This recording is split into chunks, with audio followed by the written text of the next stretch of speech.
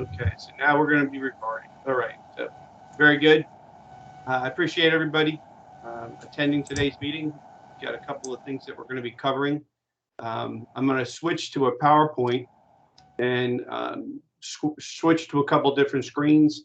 I do want to tell you, I appreciate the hard work that you all have been doing. This very first semester, your very first RES 310 course is a major adjustment. Learning to reschedule and put new responsibility into your daily lives and weekly lives, it's hard, and I commend you for that. The next thing is learning the assignments, learning what we do. You guys have been through it before. Mondays, I post a news and announcement just talking about the week assignments. You normally have readings, some videos. You then also have a discussion post, and then typically it's either a quiz or an activity paper. I'm breaking it up. There are one or two classes where Dr. Allewine, he has you do a quiz, but his quizzes are not like mine. Dr. Allewine's quizzes are like 5 questions, 10 questions, true or false, and he gives you a time frame like 10 minutes to take the quiz. It's actually like a knowledge check, and they're typically very easy. But mine, I try to make them more comprehensive with the readings. And sometimes there are mistakes on the quiz. Sometimes you can't open images. I'm more than willing to work with you guys with that. So just let me know when that does occur. As for the activity paper writing, tomorrow, at 10 o'clock, I'm doing a session. You don't have to, I'm going to record it, and I'm going to go working through an activity paper for one of our students in our cohort, how to set it up, how to arrange the paper. Probably it'll take anywhere from 30 to 45 minutes, but I'd be glad if you would like to attend, let me know. But you'd have to let me know because it's tomorrow at 10 o'clock. But besides that, I'm going to admit Eddie now. He's coming in. All right, Eddie, welcome. I'm going to go ahead and get right to the PowerPoint, and then I would like some interaction with y'all to see what your thoughts are.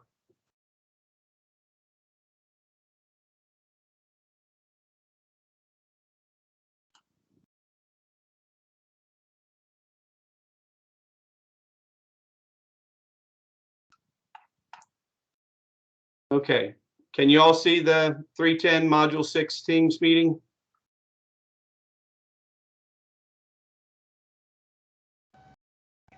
Yes, no? Yes. Okay. All right. So today's objectives for this meeting is we're going to be talking quickly about the 12 leadership styles. We're going to discuss the hospital employment experiences associated with being a lead therapist, or maybe you're not a lead therapist and you work with a lead therapist or a shift leader or a supervisor. Maybe you've worked with directors, associate vice presidents, divisional vice presidents, VPs, executive VPs, presidents and CEOs. Since we're an allied health profession, a healthcare profession, we're going to be focusing primarily on healthcare. I'm not going to consider myself that I've been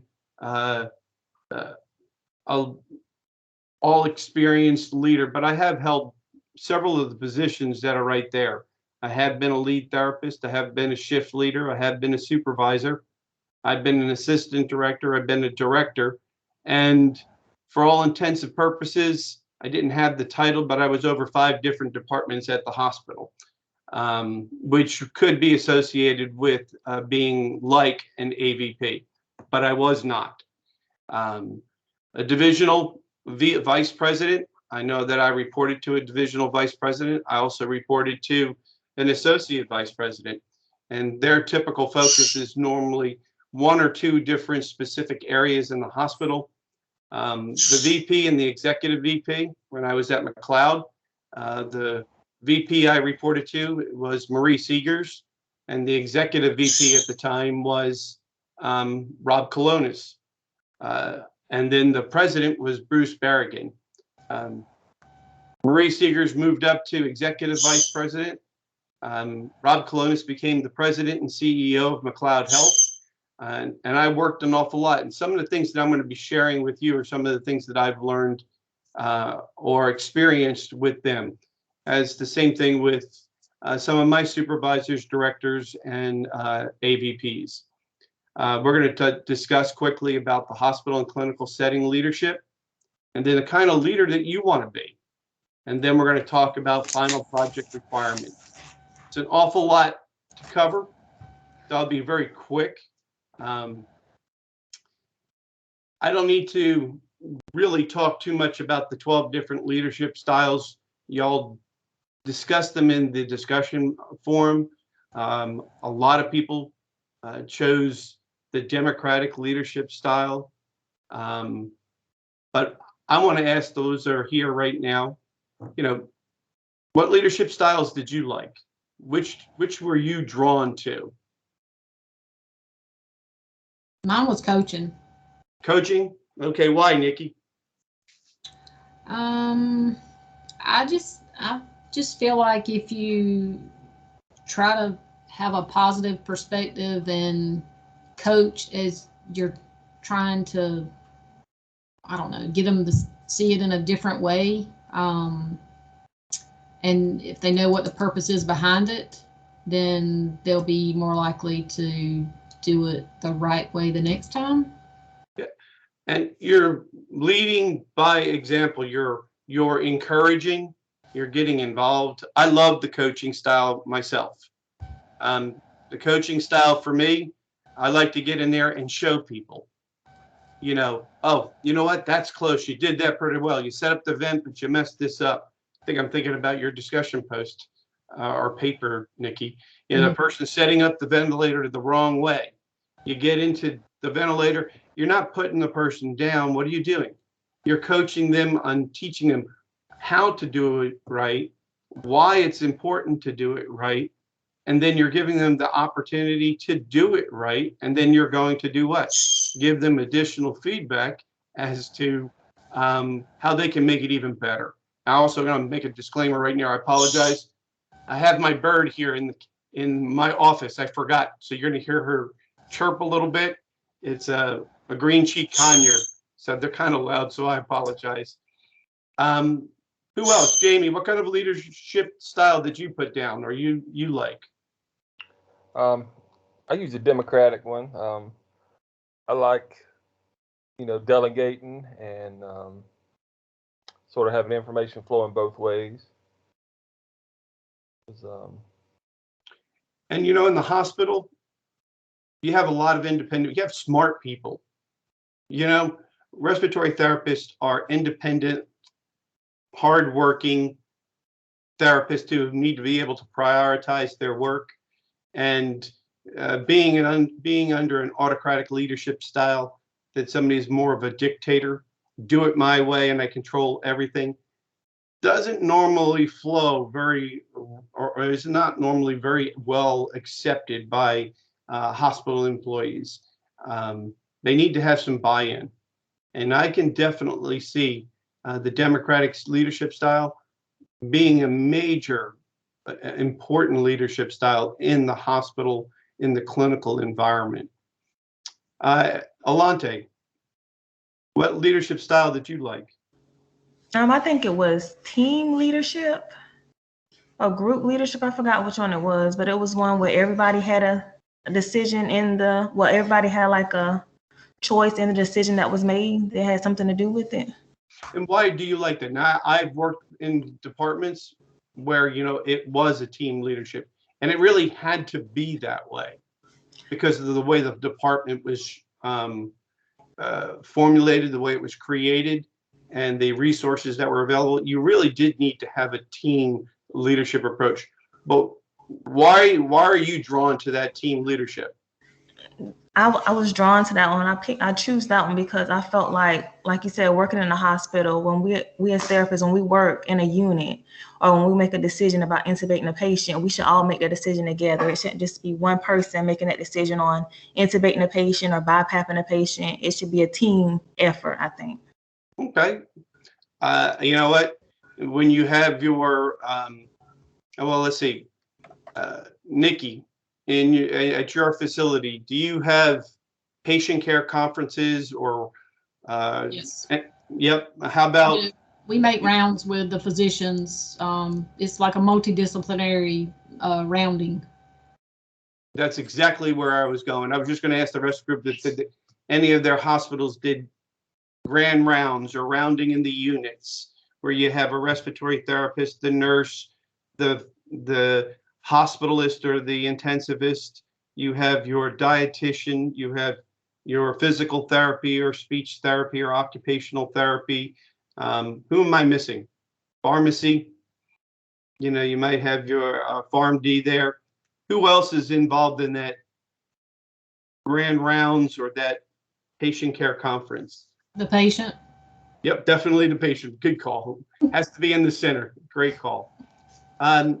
Do y'all go on rounds in the other facilities? How about you, Eddie?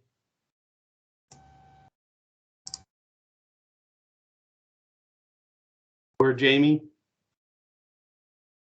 Well, I'm on nights now, so we really don't. But yeah, during day, the therapists are really involved during day shift.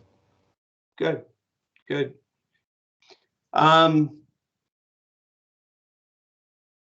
Let's see, who didn't I ask? Is there someone else on the, because I can't see the pictures right now because it's on my full screen. You're seeing my full screen. Is there anybody else who would like to share on different leadership styles? I'm not sure if Eddie's microphone's working. Eddie, Yeah, you need to go ahead and take them. Oh, there you go. I think it's working. Eddie, you there? Yeah, I was something wrong with my headphone, but I can hear you, but I can't talk through. But I was saying that we do rounds, but the rounds are not like a formal setting where we go from patient to patient. It's like a sit down where everyone is there, the physician, the dietitian, nephrology, and all of that stuff. But am I going? Okay, I'm having problems over here for some reason. But You're but the sounding leadership clear. style that I chose was democratic. Okay. And the reason why I like democratic is because the leadership I chose was democratic. The reason why I chose that is because I just always felt that it takes a team, basically everyone voicing their opinion, to basically move the ball. I mean, sort of say. I mean, I know at one point in time that the decision is going to be made by one person, but I always think that everyone should have at least a voice. I mean, that's just the way I feel. And you know what? That's what the way our country is based on. It's a democratic form of leadership. It's not a dictatorship. And anytime you have a dictator, they have to lead by fear. They have to force. By getting your input, and I cannot disagree with anybody here, but I want you to think about it. I remember the discussion post was to choose one. But I wonder, are there situations in which one type or one form of leadership style might work 90% of the time, but then there's that other 10% of the time where, you know what, it just might not work. It's just, you know what, this is where the rubber meets the road. You know, we've got to make a call. You know, I read a lot of your papers, and I want to make sure that, you know, I make a lot of comments in your paper. And if you haven't seen them, make sure you get up with me. I might need to make a video on how you can access that because I'm responding to y'all. And I read a lot of different examples in different situations. And I would say, like Alanta, you mentioned like a code, you know, deciding, you know, should the patient be intubated? Should the patient go on BiPAP? I agree. Many times it is, you know, a group of people making a decision together. But is there a time when you don't have time to get input from everybody. You just have to make the call. Emergency. In emergencies, code, you got a rapid response. Does every single person in the hospital go run to a rapid response? No. Just the people who are on that team, correct? And then when you get into the room, that everybody has a specific role, but is there someone there who leads the code or the rapid response? Yes. Yeah, who is that? The physician. Yeah. So I mean, The I know it's physician. silly questions. The physician, they're what? They're directing. And depending on their level of experience, the way they lead through a code is different, isn't it? Mhm. If you've worked at some smaller facilities and you have a second year or first year resident who's there and they're the only physician there, they're going to be looking towards their support staff, their therapists and nurses who might have umpteen years of experience, more than they have ever even imagined. They're going to be open for suggestions, open for input, but there are times when, you know what, the physician has to just make this call. No, this is what we're doing. Okay. How about in a disaster, a critical event that hits the hospital? Have you all ever experienced, and we're in this COVID pandemic, and early on it was crazy. Okay. But besides the COVID pandemic, and we can use that, have there been situations or disaster or critical events that hit your hospital where, you know what, you just needed somebody to start making the calls? Mhm. Any examples?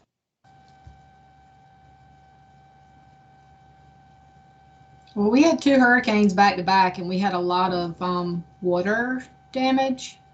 So we were trying to move patients, decide which ones needed the oxygen. So basically, it was, you just did whatever you had to do what you had to do. And there was probably somebody just making the call. You had a command center, but certain times you had to just do whatever, and then ask for forgiveness later. And you had you said that command center, that situation, that central group where they were trying to make sure that all of the resources that were available were being appropriately used and allocated where they needed to be sent. Nikki, you mentioned, the couple of hurricanes. I can remember back, it was one of the local hospitals that they had a water problem, and they literally had like a bucket brigade so that they could flush, they could bring water. Their water supply was interrupted, and they were actually using buckets of water to bring to different floors. To flush the toilet, you had to actually have a bucket of water in the room. There are these times where these emergency situations where, you know what, this is what we need to do. And another example I can think of is the employee schedule. Anybody here responsible for creating a staff schedule for a month or 2 months at a time? Oh, yes. Okay. Anybody else besides, I knew Nikki did, and she knows that it's Come on, not y'all, fun. speak up now. Okay, I know I it's got a not big fun. mouth. I've done it. It's terrible. I used to be a scheduler at my old facility. I once was a scheduler. So I once and did. tell me about your nightmares. See Trying to how appease I use that word very This quickly, is- nightmares, because is it easy? No, it's not easy because you have to try to. Well, everybody wants to be appeased. Everybody wants to be pleased, and not knowing that you can't please everyone, you have to make a decision on. We already have like a protocol on how to do the list, and each therapist or each staff knows that you put it in before this date or you put it in on time, then you will get the date. But if you don't, then you can't. But a lot of these people who was actually putting the dates the time off after the date, they still want the date off, and they would get mad at the scheduler. And so, the scheduler will actually have to go and say, this is how it is. And then sometimes we used to have to sit down with the director and basically explain to the staff why you can't get the date. Nikki, what about Eddie? Your everything you just said just resonated inside me. I felt all of those as a scheduler for smaller departments. I also scheduled for Children's Hospital, the NICU and PICU, and it was difficult because it was almost a self-scheduling, and then I had to go back in and make changes because I had the obligation, I had the responsibility of making sure certain objectives were being made. Nikki, what do you think? What are some of the things that you have to account for when making the schedule out for your facility? We're really small, so we really have a set rotation. It's every other weekend, and then some choose to get overtime, some don't. So it works really well unless somebody asks for vacation time, and then you don't have PRNs to cover because they're being made to work overtime at their full-time jobs.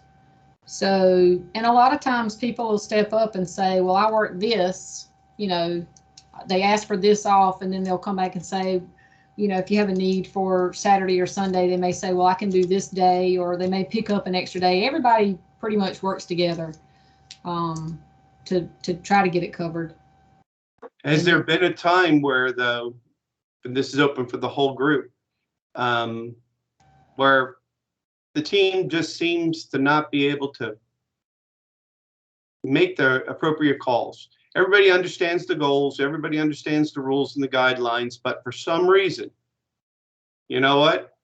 There are a couple of people that just want this time off, or they just won't budge over here, and you need to then step in and make the call. Eddie, you were kind of getting into that situation, that discussion where you had to do that for your staff when making the schedule. Is that correct? Yes, that's correct. I actually had to make the call, even though some of the staff got mad at times, but they eventually understood. But yeah, I had to make the call. Okay, so now, Eddie, I'm not picking on you at all. I purposely was going through here, and if that didn't happen, I was going to talk about Christmas and the holiday schedules, which no one likes to do. They don't like to do the regular schedule. Holiday schedules are even worse. What leadership style did you choose for your discussion post? Was it Democratic, Eddie? I don't want Cheetos, Fritos. Wait a minute, give me one. Yes, it was Democratic. Okay. I chose Democratic. So now Democratic would work the majority of the time. What about in that situation? What leadership style? Well, in that situation, yeah. Well, in that situation, the Democratic rule was not really the best. I mean, I needed another leadership quality to actually go with the Democratic. Excellent. And it was more or less like an authoritative or I want to say almost like authoritative, in which I basically had to instruct, this is where it has to go, and there was no leeway either or. So. And I can see that, but let me ask you this, not just Eddie, and for anybody else who's either been scheduled, which you all have been scheduled into a certain shift to work, or you're in a leadership role. Do you try to coach them into understanding? Yeah. So it's a coaching style, isn't it? Yeah. See, just like we were discussing, the Democratic style is a good style, but it needs other leadership qualities for it. Just with us actually coaching, that was good for the Democratic style as well too, because after we coached them and told them what was the right thing to do, everyone got on board. It was never no, I don't want to say punishment, but there was never no repercussions. But they understood why after the coaching. And besides, these were like new employees. All the older staff knew, but the new employees didn't know. Well, think about, so, with a smaller hospital like what you're doing over where you are, Nikki, a newer employee comes on board and they might not understand the scheduling. What do you have to do? Do you have to paint the picture on? Yeah. I mean, you have to lay down the expectations, and I mean, basically you're going to work Thanksgiving or Christmas.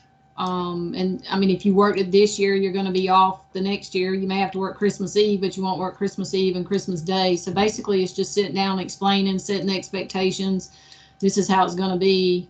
I mean, technically they're not even supposed to ask for any time off from November to a certain time in January, but people do it. And if they can get by with it and there's staff to cover it, then obviously, you know, they might get it off. But if there's nobody to cover it, then that's just the way it is. Because really, and on my schedule, I put schedule is subject to change. So, I mean, there may be emergencies that come up and things have to, you know, get switched around or changed, which I try not to do that, but sometimes it just happens and you don't have any control over it. And you report to somebody, correct? Oh, yes. Okay. And your facility, now you report to a VP, AVP? CNO. Okay. And do they report to anybody? The CEO. Okay. So there's all these different levels, and your immediate supervisor, when you meet with them, they're not just giving you dictates. They're not just telling you, you got to do this, you got to do that, hopefully. No. They also try to get you to see the vision. Oh, yeah. Of where you're going. You know, when you start to get to the upper levels of management, and, you know, I want to make sure we stay aware of time, the higher the leadership, the more you have to keep on understanding. You yourself have to really understand the goals of the organization.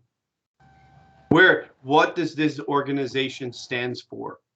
What does your hospital stand for? What does your division stand for? What does your department stand for? What does your shift stand for? What do you stand for?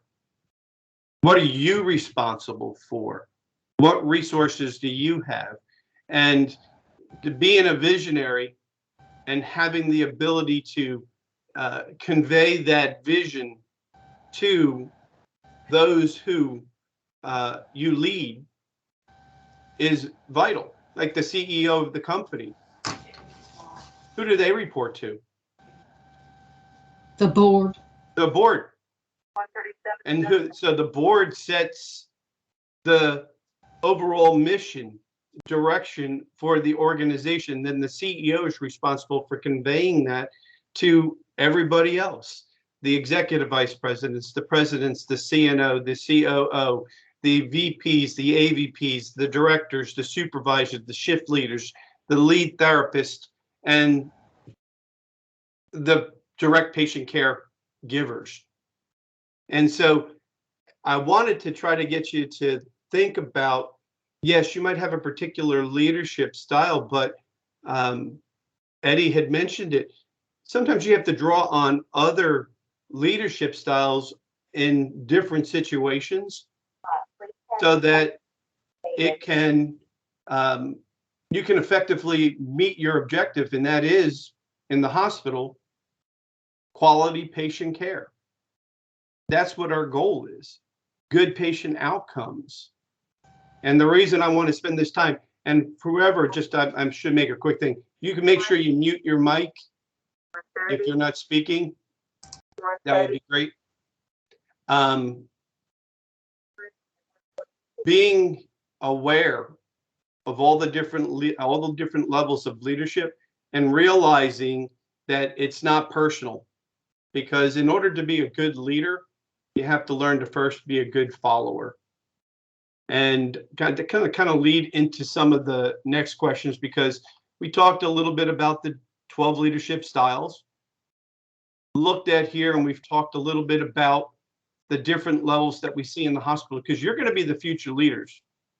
You might not know it, but one day somebody's going to ask you to do a project or do something, and then one day after that, after you really work hard, you all of a sudden will be put into more and more leadership positions, and then you might end up being the supervisor. Then all of a sudden you're the director of the department. It only takes you getting up, rising to the occasion one or two times, something big where, you know what, the person who's your supervisor just needs that person just to, you know what, get it up and go ahead and get to it, and they just rise to the occasion. And that's remembered by good leaders, and then it's rewarded. And Nikki, I can't help but think about the time when your ABG lab stuff, you know, where you stepped up to the plate there.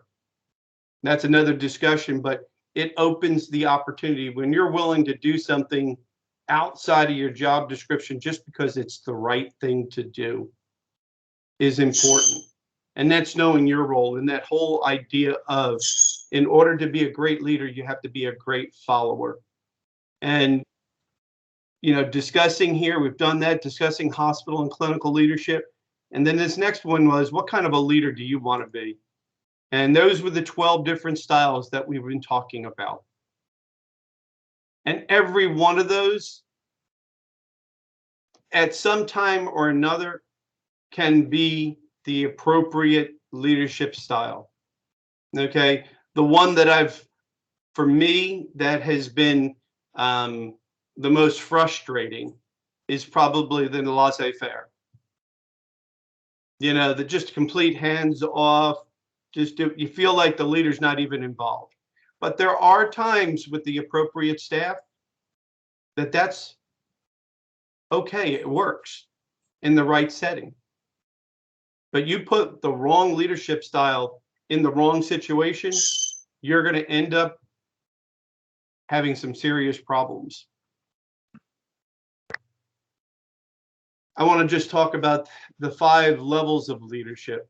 Okay, and there's this, I've read many books. I'm going to show you a couple, but these different levels, these 5 R's, you know, rights. Okay, people follow you because they have to. Level 2, relationships, people follow you because they want to. Level 3, people follow you because of what you have done for the organization. 4, people development.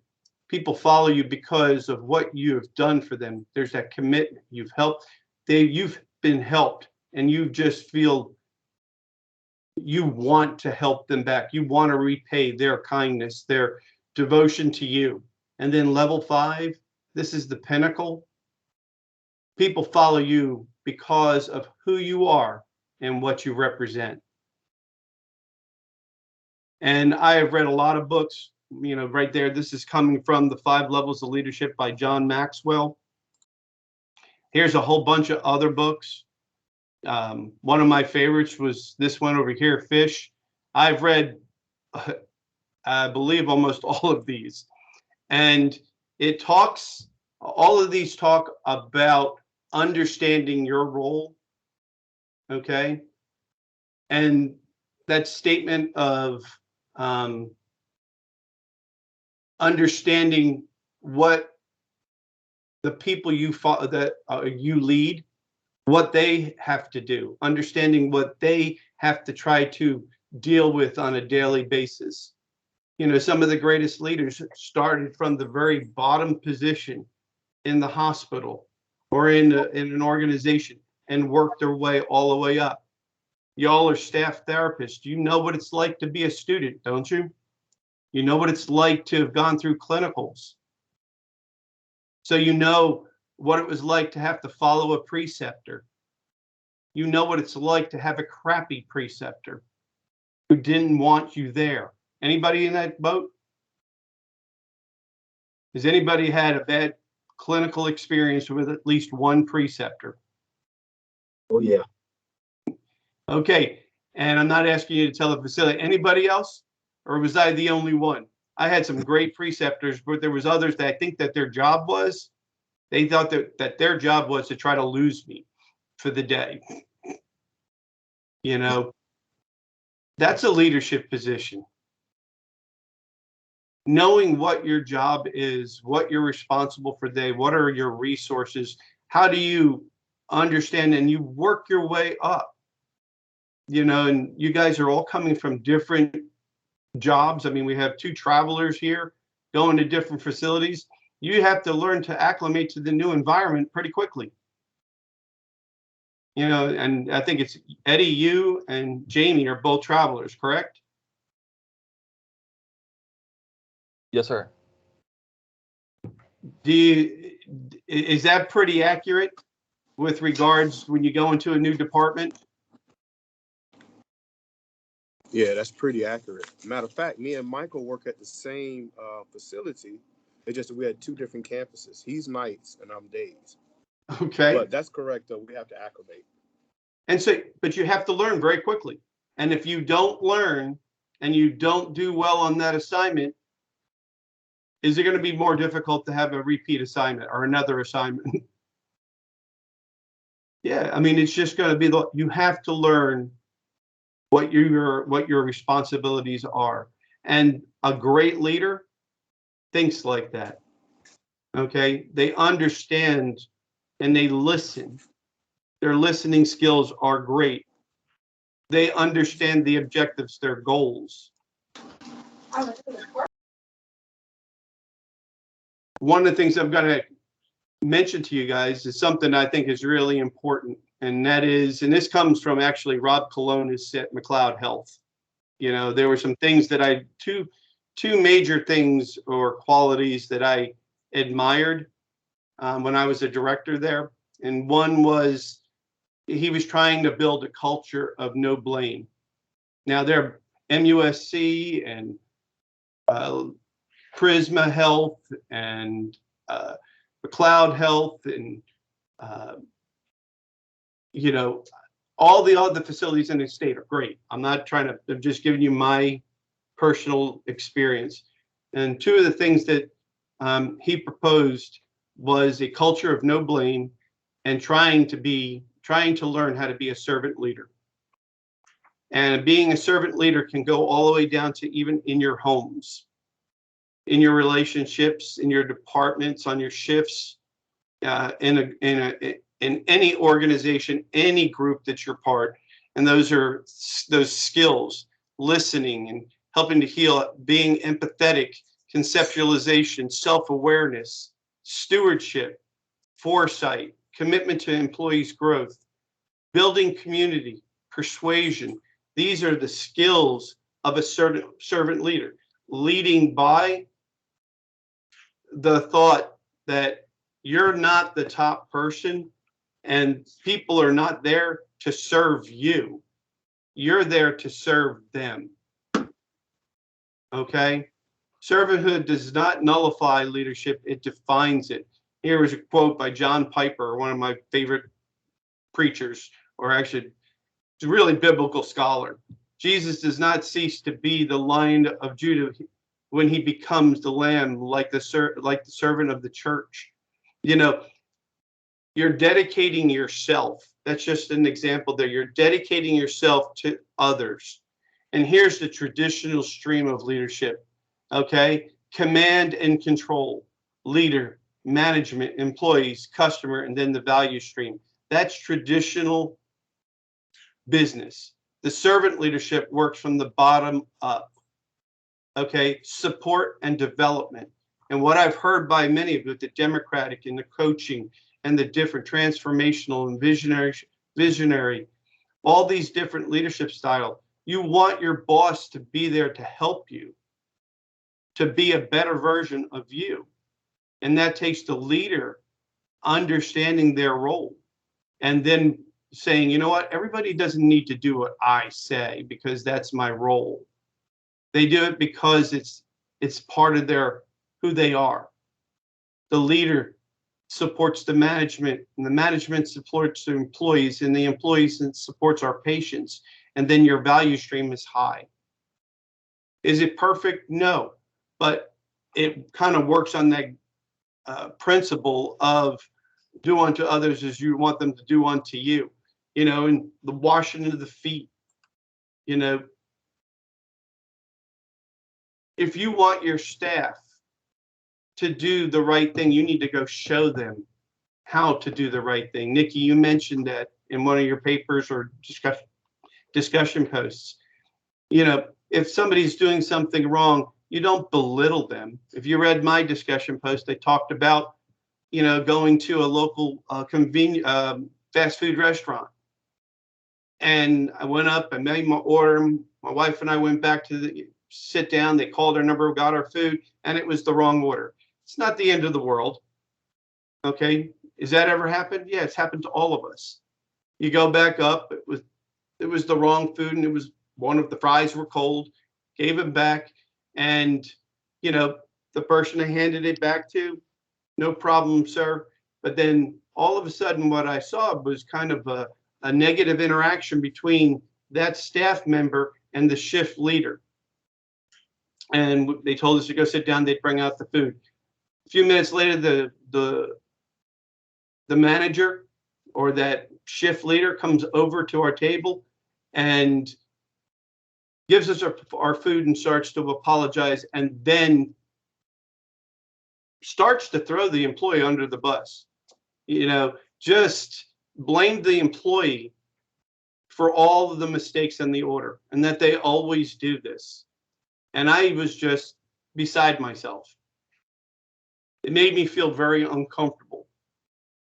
You know, you don't do that to your employees. You don't do that to your staff members, even the way you refer to the people you work with. They're your colleagues, your staff members, they're your teammates, okay?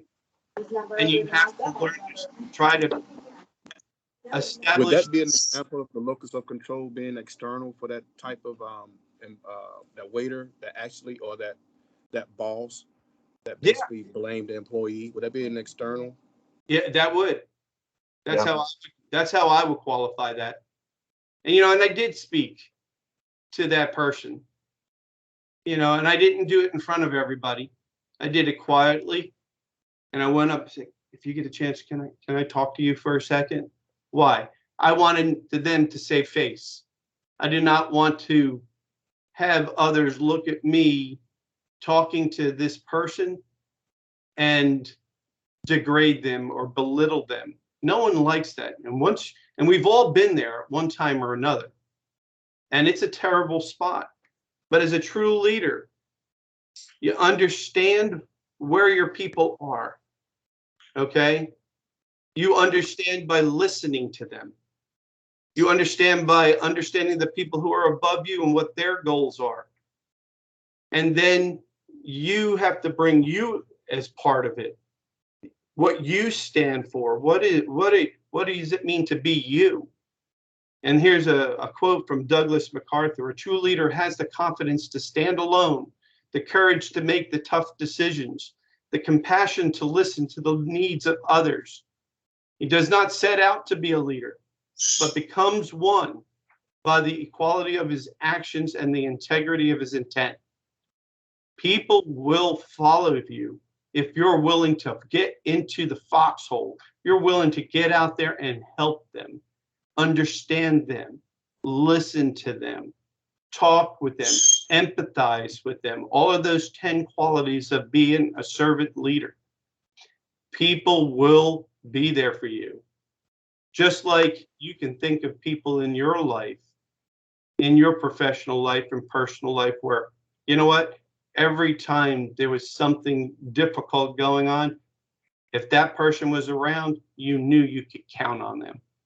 They would try their best. And if they couldn't do it, they would at least be there with you and go through it. And that's what a lot of y'all have had to go through during this COVID pandemic. Before I get on to the final course project, does anybody have any thoughts about the leadership part? You know, I want you to be thinking you are the future leaders. Our goal in the BSRT program is to help facilitate that servant leadership. You know, Nikki, if you're with your staff, and, you know, Alante and Eddie and Jamie and whomever else is on the call or listening later, how would your departments work if everybody embraced a servant leader type style. They're there to do and to serve the patients. They're there to serve and help their coworkers. They're there to serve and help their shift leaders and their directors. And, you know, if you ask them to do something, you're going to be able to get their help. How would your departments run if it wasn't all about me? A concept of all about me. How would your departments run then? Smooth. That's what we're trying to do. And so, I mean, I want you to know that we're going to be continuing to talk about the leadership values and roles. That's what the BSRT program is about. Helping you grow and be bigger and better, not just for yourself, but for the community that you're serving. This is not just about putting a couple more credentials or letters after your name. It's about being a better version of you. And that's what this is. And that's why I would love the opportunity to come and share a little bit about our program. It is hard work. You guys are busting your butts, but it's worth it. It will be worth it. The final course project, there's a video here, okay?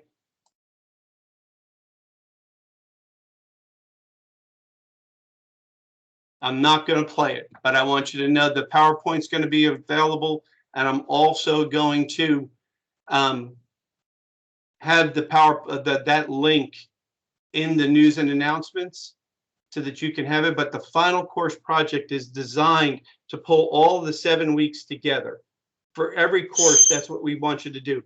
And pulling those 7 weeks together, the final course project could be a little different, but a lot of it's just more or less a summation. For this one here, you're going to be developing a clinical scenario, okay, from the various outlines of all of the 7 modules. And then the outcome of the project should be a description of that scenario. You're going to talk about the theories, the pertinent theories and leadership styles, patient rights, ethical standards, leaders, identifying the leadership styles that would work, and then applying that leadership style to that clinical scenario. I will provide you the final grading rubric for the project, okay? And I will also give you a example, a course reflection example, a case scenario. I'm going to provide that for you. And then I'm going to expound a little bit more, and you'll see it in the video. You know, like here's the example. First, identify the scenario, and the one I chose here was an end-of-life decision in patient rights. Then I'm going to walk through my 7 weeks and put it together. If you wanted to kind of know what you would do, you'd have your title page. You're going to have an introduction, and then more and less probably, I would think a minimum of 2 paragraphs for each week. Okay, 2 paragraphs for each week, and you'll have your final conclusion and then your references. All the papers and things that you've done, your discussion post, you can pull from that information as you go through the week. Now, I do want to say, because we're getting right down to the wire here, and this would have been something I would have accomplished in week 1 during our first teams meeting.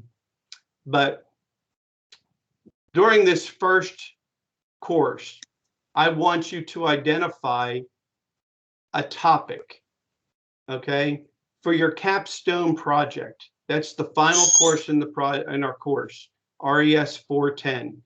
And there was the video that was provided in week 4 in the teams meeting. That video walks you through the importance. It's a PowerPoint. I'll also put that into week 7 and 7.5, because that topic that you are choosing I want you to be thinking about that topic all the way throughout the course. Okay, so that your final course project, if it's something about patient care, or maybe it's a disease process that you want to be better. You know, you work with COPD patients, or maybe you're in a cystic fibrosis clinic, or you're a traveling RT, and there's something specific. I want you to be thinking about that topic and working your way, remembering that topic for every course, so that when you get to the final course, RES 410, you can pull all of your final course projects, put them all together when you work with Dr. Allewine and do your capstone project. It could be something that you want to do to make your department better. A project that could help your hospital do a better job. Or if you're like a traveler and you're working for a traveling agency, something that could help the traveler have a better experience and the facility that you're going to have a better experience. But I want you to be thinking about tying in that course project, your topic. You don't have to get it from me. If you want some help with it, I'd be glad to. But something that works for you. If you're an NICU, you're a children's therapist, you're going to probably want to do something with children's. If you're an adult ICU therapist, you probably want to pick something there. If you're a manager, a shift leader, a director, maybe you want to do something that's directly related to your directives for your department, your outcomes that you're going to be graded on and judged for. Or maybe it's something for your facility that you just know needs to be, there needs to be more research, more done, more knowledge, more awareness. And maybe this project, that final course project, it will help you make that jump, because you are the future leaders. If you're not already a leader, you have the ability to even be a better leader. And we want you to use this capstone project and your topic that you choose in RES 310 and work it all the way through the course, so that you can share that with whomever you want to. Maybe it's your boss. You know, I think about, and I'm going to use Nikki as another example. You imagine if you had 3, 4 of your therapists in the program and their final course project, their capstone projects were all about making your department better, and they have to work with you. How awesome would that be? You know, so hopefully you found this session of Teams meeting beneficial. The recording is there for everybody. For those who were unable to be here, we did miss you. I do ask you to go ahead and write a summary, do it in a Word document, and then upload it and turn it in. And it's supposed to be within the week. Everybody here, if you have not been aware, several of y'all are calling me and talking to me and texting me and saying things are going on in your life. I'm working with you. I will continue to work with you. Our goal is to help you graduate and help you be a better version of you, where you're working and what your direction is for the future. Again, thank you for being here. Thank you for your input today. It's very, very valuable. And if you need anything from me, send me an email, send me a text, and I will try to get back to you as soon as possible. Please go back and look at your papers that you have sent.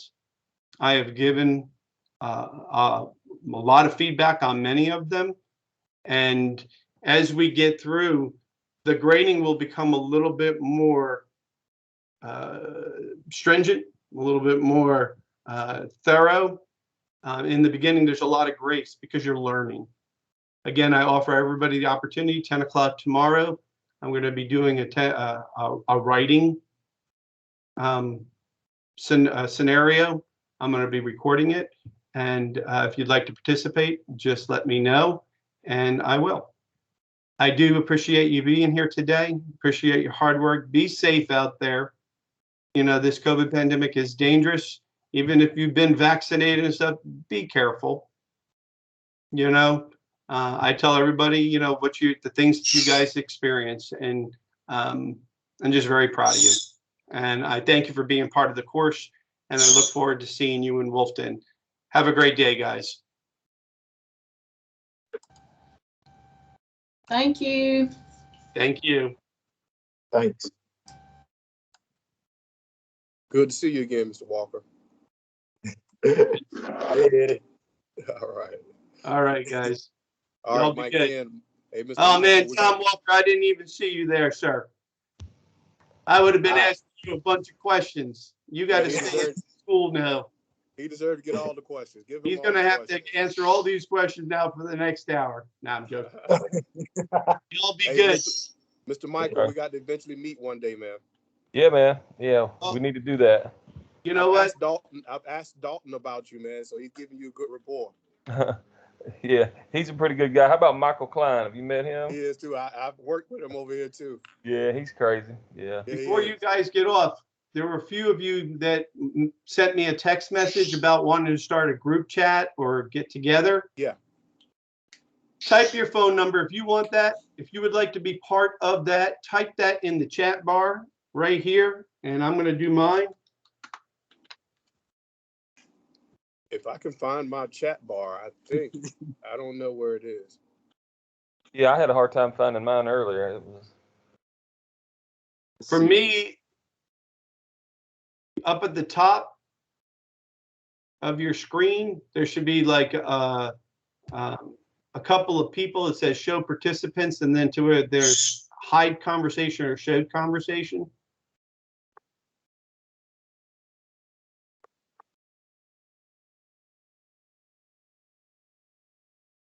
Is that what it looked like on yours, Jamie? Yeah, hide conversation. Show. Yeah, that's it.